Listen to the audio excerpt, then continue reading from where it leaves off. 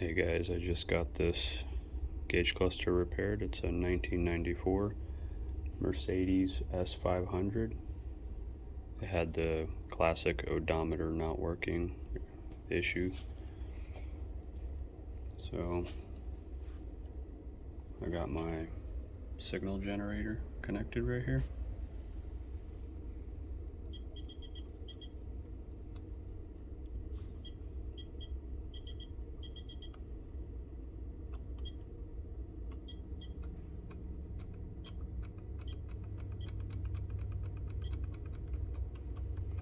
I already ran it up 9 miles, so it's working good.